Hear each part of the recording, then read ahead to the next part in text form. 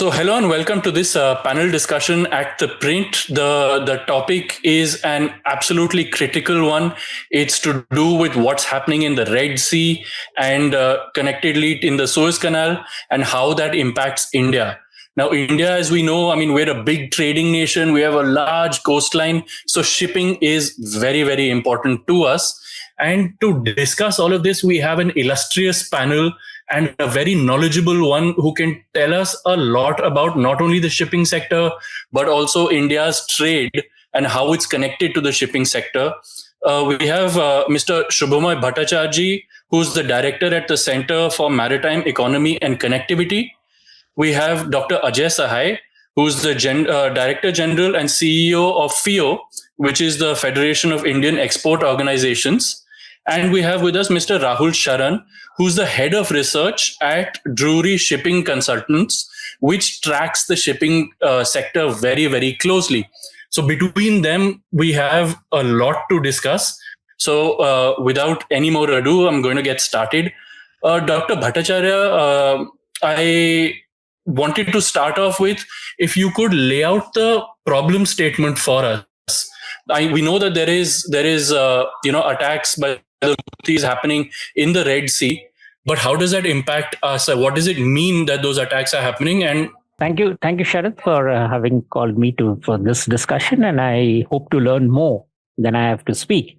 It's a very, very nice panel, and both Dr. Shah and Rahul are people whom I read extensively.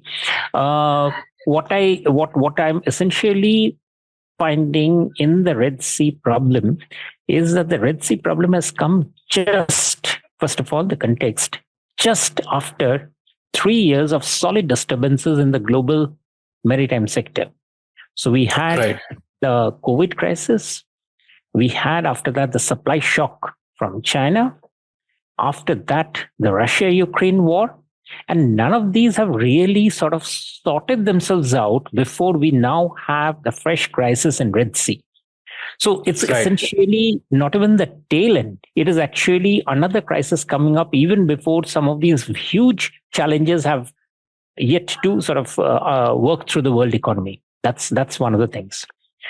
Even as the Red Sea problem comes along, there's the associated problem in Panama, the Panama Suez Canal, where the water has gone down. And that has created another tension for the shipping sector. So what's happening there is that the ships, because of the lack of water, the ships are not able to go. So that is creating a cascading effect in terms of the availability of ships, containers across the world. So it couldn't have come as at a worse possible situation. Now, what is the Red Sea problem? The Red Sea problem is that this is the place through which, next to it, is the Suez Canal. And through that Suez Canal, about 13% of the world's freight traffic moves, connecting two very major geographies, Europe and the Asian region, especially South Asia, South and Southeast Asia. As you know, Sharad, a few days ago at the G20 in September, there was an announcement of the IMEC, the India Middle East European Connectivity Project. The entire focus and the enthusiasm of that IMEC was about the fact that this using this region, the freight traffic between Southeast Asia, South Asia to Europe and back can actually get a huge leg up. So already, and why is that coming through? The reason why why was that enthusiasm? Because it was being felt that despite the ability of the Suez Canal, it has frankly got almost choked, even in normal circumstances. So there's a need for additional connectivity. And typically what was being talked about was that the connectivity will travel through UAE, go on to Saudi Arabia, and then further on to near Israel, and then up into the, open up into the Mediterranean and so forth. So as you can see, the world already cognizant of the shortage of routes through which traffic has to move, the freight traffic has to move. While it is yet to even get down to addressing those by creating the new lines, we have now a situation where the existing connection lines going through Suez Canal has been put into a crisis because of the attack by the Houthis, the resultant impact on the shipping lines, and everybody around doing it. So the scale of the problem is therefore, I mean, you can use any sort of what I should say adjectives, but it makes it very obvious where it's happening. India is obviously very disturbed because large part of India's exports, imports, whether we call it the gas imports from Qatar, the exports of consignments from India to the Middle East, West Asia, and further on into Europe. Everywhere you look at it, it is a problem that is a superb crisis to start the year 2024. And I'll stop here at this moment. Yeah. Sharad. Right. So thank you for that, for defining the problem statement for us.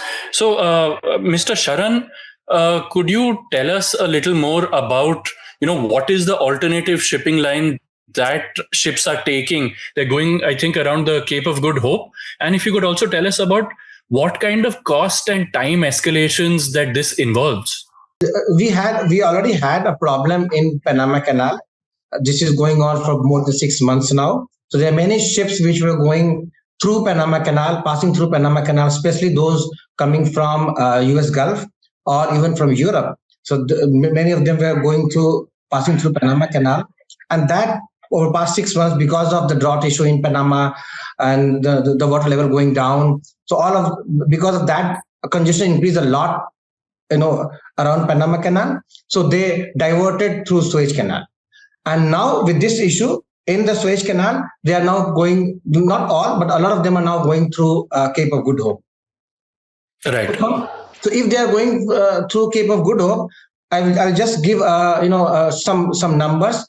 If a ship goes through Suez Canal and if it goes through Cape of Good Hope, what is the difference? The difference the difference is somewhere around 10 to 12 days of difference.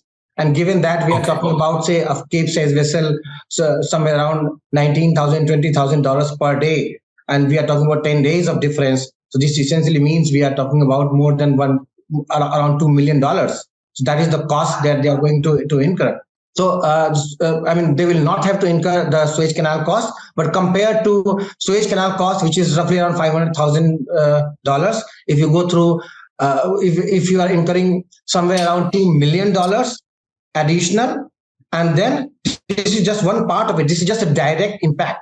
Apart from it, almost 6% of the entire fleet is operating in that region. So either passing through, and I'm talking only about the dry bulk ships. So only talking from the dry bulk, shipping perspective, around 6% of the ships are going either through Panama Canal or through Suez Canal or through Cape of Good Hope. Out of that, if you are going to incur almost 30% additional additional days, so this will eventually mean you are talking about 1.5% or 2% of supply, of total supply. So you are actually reducing supply by almost 2%.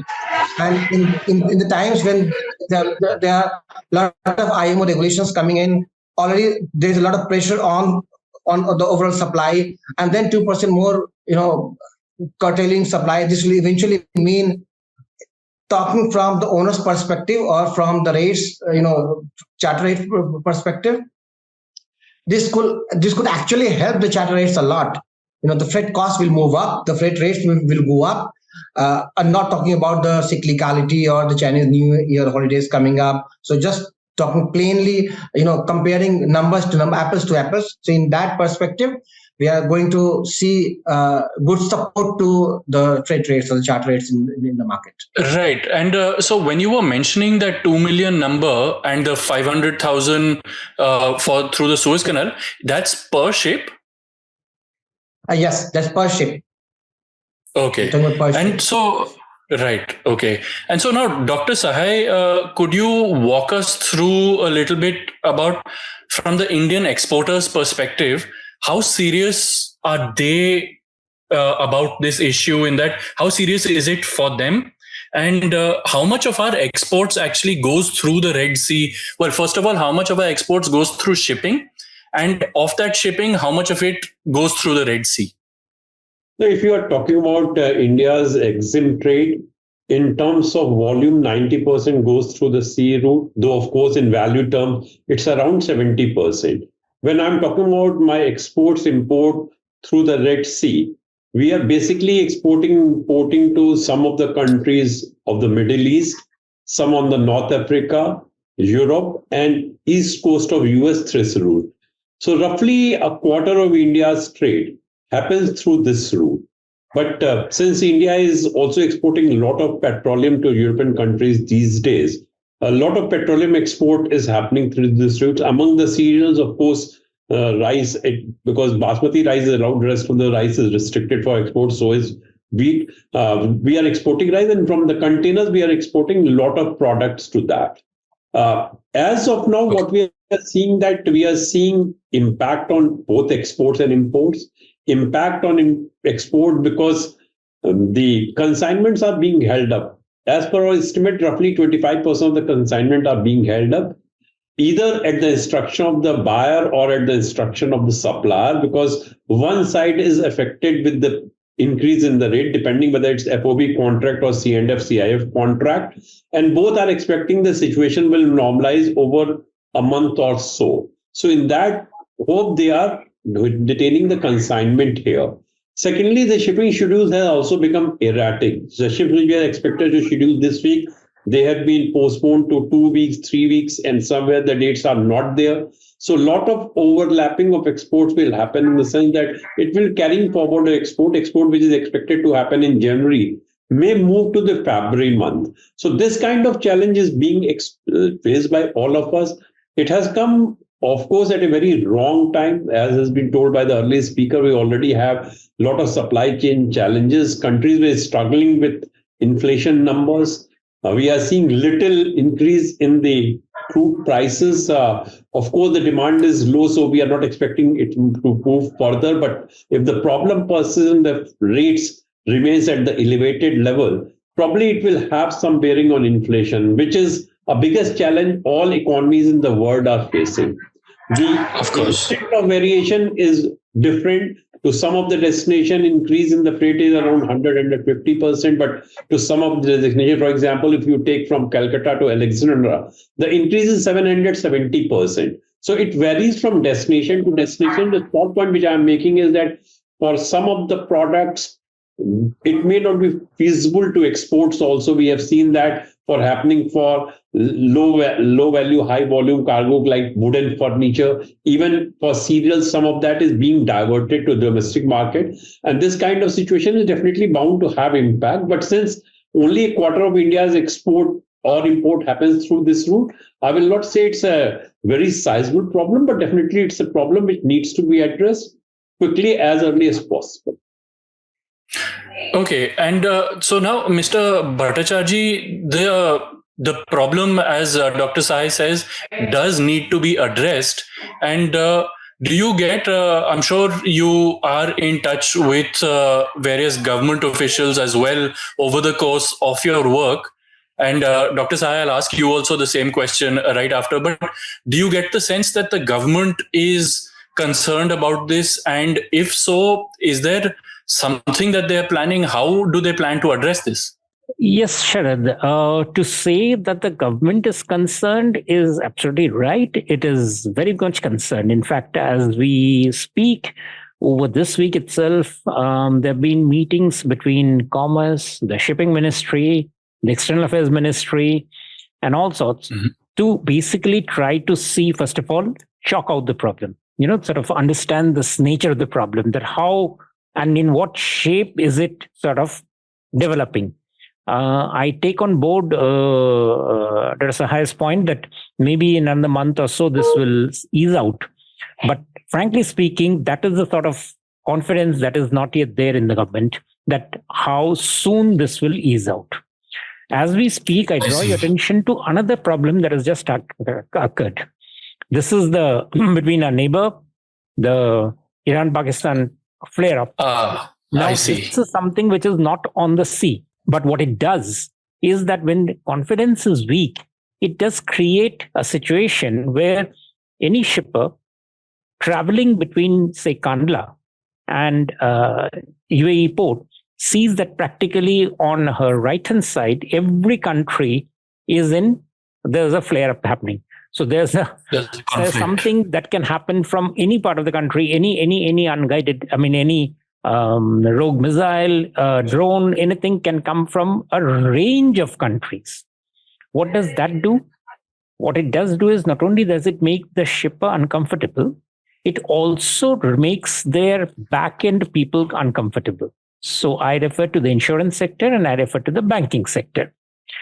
As we speak, this is something which is, I'm sure you would have also heard, insurance rates have started to harden along this route.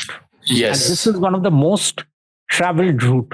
Some of the data that Dr. Sahai was giving was very, very, very eye-opening. And that's exactly the point, that on this route, if the insurance rates harden, then that means the cascading lines across the entire cost increase along the entire chain. Remember, we are entering 2024 in a situation where the world is expecting a bit of a downturn in growth in most of the geographies.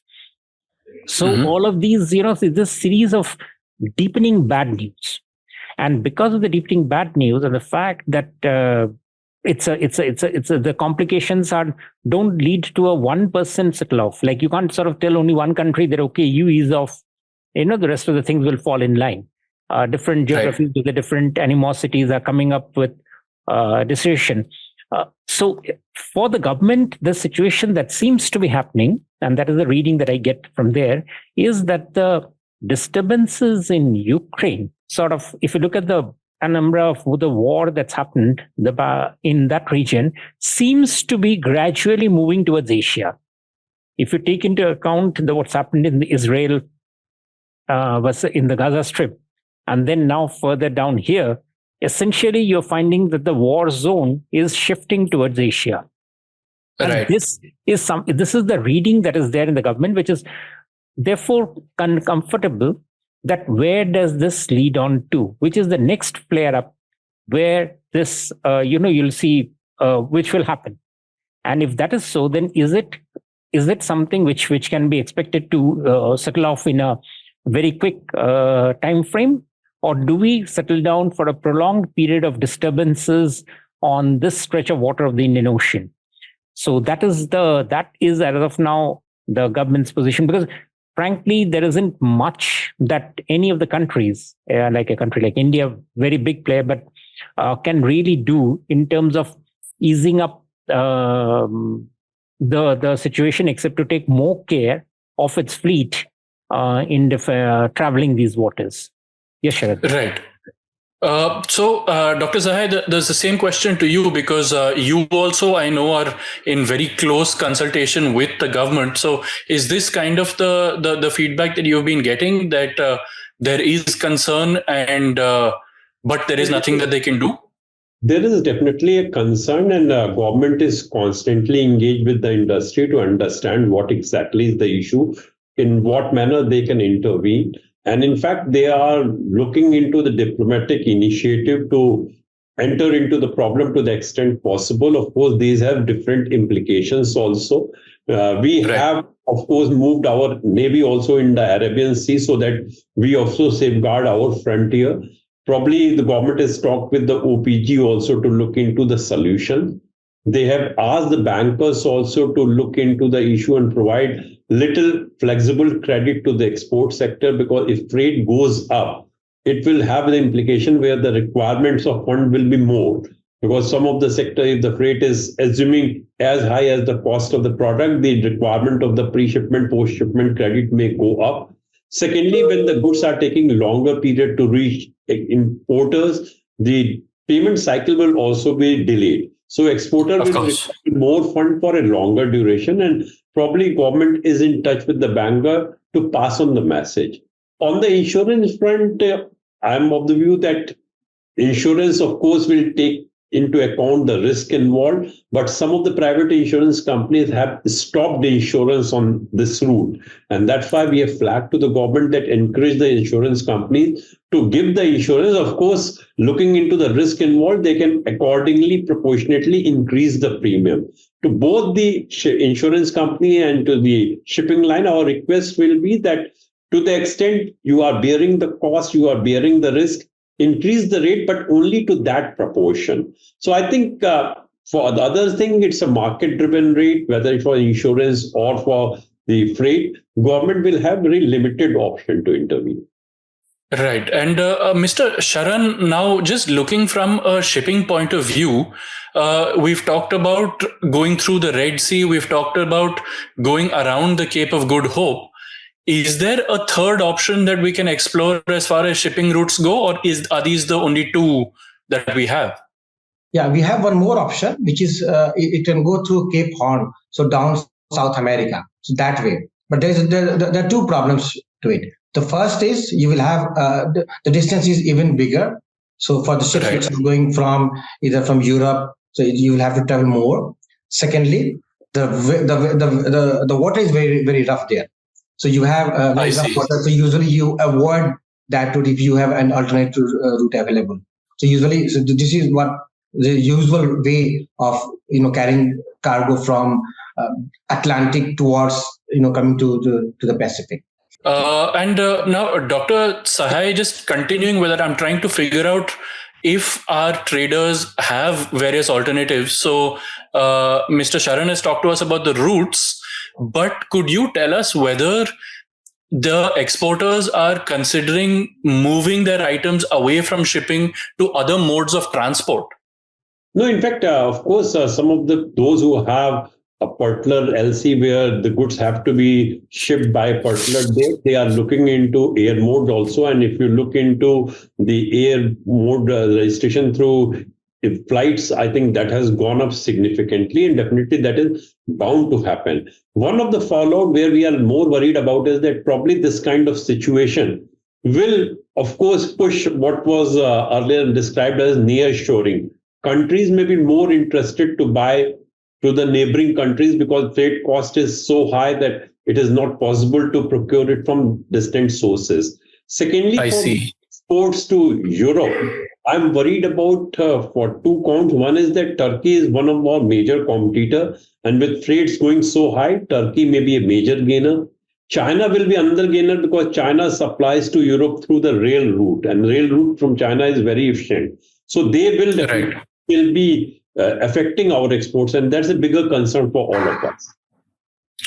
I see. Okay. And Mr. Bhattarcharjee, what from the Indian government point of view, they have sent Navy destroyers to that area, but right now, even the government is saying that they're answering only SOS calls. Do you feel that there is a need for a greater presence, that we might like to do the convoy system? First, do we even have the capacity to do the convoy system that, say, what the US was attempting? That's an interesting point that Sharad, that you're raising about the convoy system. Well, given the capacity of the Indian Navy, I don't think that's, of course, I speak here as an outsider, but I don't think they really would be able to handle that on a regular basis. Maybe, say, a gas consignment, because the gas consignment, let's understand, that it comes from Qatar is about once a month or about twice a month. So, it's a high volume, high value gas. That can obviously be protected when it makes the transit, because a disruption there can be hugely difficult for the gas economy. But others, I don't think there can be, frankly, possibility on that scale. The two things that's happening is immediate chances of ameliorative steps are very little. What would tell us, or rather what is now going to happen, I suspect, over the medium term is India is going to open up more trade routes on the eastern side. So, I see. So like, for instance, if you look at the Russia-Chennai route, the Vladivostok-Chennai route, now that appears to be much more peaceful today compared to all the shenanigans here. And that is something which, of course, there are problems and challenges, but already I understand the government is in very strong discussion to create opportunities through that route. That is a very, very strong something which will be looked at, and I'm sure in the months and years to come, this will be looking at this will be a much more easier route that will be thought about, at least an alternative, so that you are not always at the challenge forced to face the challenge of the difficulties that are coming up in the Indian Ocean on the western side. Also, that side also has the problem that many countries there are, in any case, in a very unstable situation politically. So you cannot really say that this is going to be, another flare up will not happen. So therefore, that's a strong thing that's being talked about.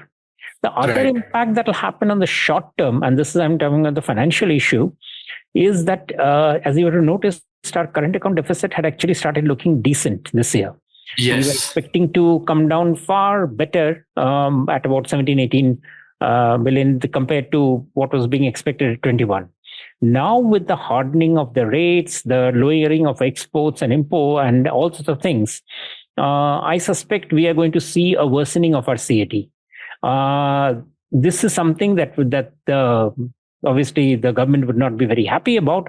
But from now till March, even if the things sort of settle down after March, and that's a most short time that one can think of in which it will happen, and one has to take on that this quarter is going to be a bad quarter, then definitely the prospects for our current account deficit is going to be worse than we had thought about even just a few weeks ago. And that, I think, is a cause for concern, another cause for concern, which the government is cognizant of. Yeah, Sharad.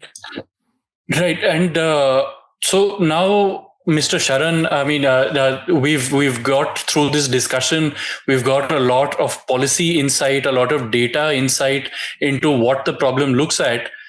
So I felt that we can actually conclude it with one data point which kind of bookends the discussion, which is currently how much has traffic come down by through the Red Sea, like India's traffic to Europe and to the US, how much has it come down by? And do you have an estimate whether it'll go down further? Okay, so I will not talk about only India's perspective, but in terms of global numbers, we see that almost 25% of the traffic has already come down from Suez Canal. It is coming through Cape of Good Hope now. And if we talk further, if this continues, because some of the ship types, I mean, I will not say go into details of how many types of ships are there, but purely, for example, say dry bulk ships. So their numbers have so far not come down substantially in January, but we believe that if this continues, so overall, almost 30-35% further fall of Suez traffic we can see now if this continues at the same level, number one. Number two, I will just give one more number, that of the total freight cost, if a ship is going from, say, Europe, say Rotterdam to Shanghai, in that case, if it goes through Panama Canal, I will take the base case as Suez Canal. So if it goes through Panama Canal, in that case, the total freight cost would come down by almost 14-15% had the Panama Canal been operating, including all the costs. If it is going through Suez Canal, we are talking about incurring 20-25% more cost. So this is the kind of impact we are talking about. I see. Okay. And wonderful. That actually sets up this entire discussion. I mean, it concludes it. It shows exactly how serious the issue is that we've been talking about. But on that note, thank you all so much for joining us and lending your absolute valuable insight. Thank you so much for joining.